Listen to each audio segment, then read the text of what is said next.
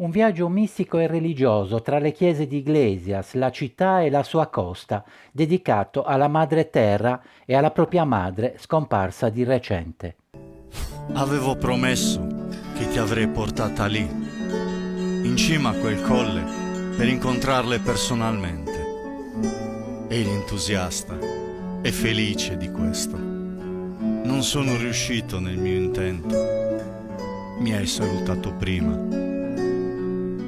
Nell'ultimo lavoro dal titolo Madre, il musicista iglesiente Davide Contu rompe con gli schemi musicali che lo hanno contraddistinto nei lavori precedenti, per abbracciare uno stile per lui inconsueto, riecheggiando nelle melodie della liturgia ebraica, ispirato in questa avventura dalla dipartita della madre. Le sorelle povere di Santa Chiara, del monastero del Buon Cammino, canteranno e pregheranno per tenerti viva in me e nel nome del Signore. Ciao mamma. Nel nuovo video visionabile sulla sua pagina Facebook Sardus Drummer, le percussioni suonate dall'artista, di cui si vedono solo le mani, quasi a significare una presenza solo marginale, accompagnano magistralmente le voci soavi delle sorelle Clarisse del monastero di Buon Cammino di Iglesias, che in totale autonomia hanno creato la base musicale per affrancare nella fede e nella preghiera il musicista.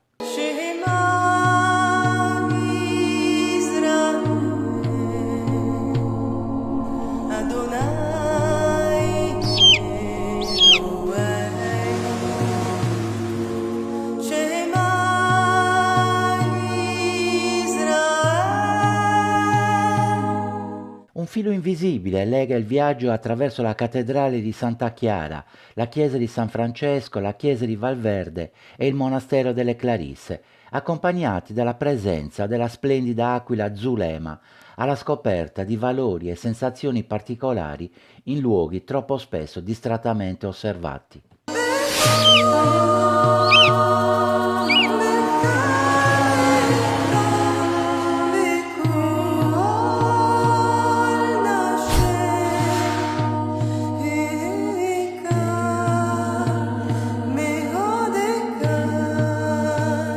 Il mare in tempesta di Masua, su cui sovrasta imponente il faraglione di pan di zucchero, restituisce una rosa rossa, un messaggio d'amore da e per Gabriella, la madre del musicista, con un pensiero rivolto alle tante vittime della pandemia e non solo.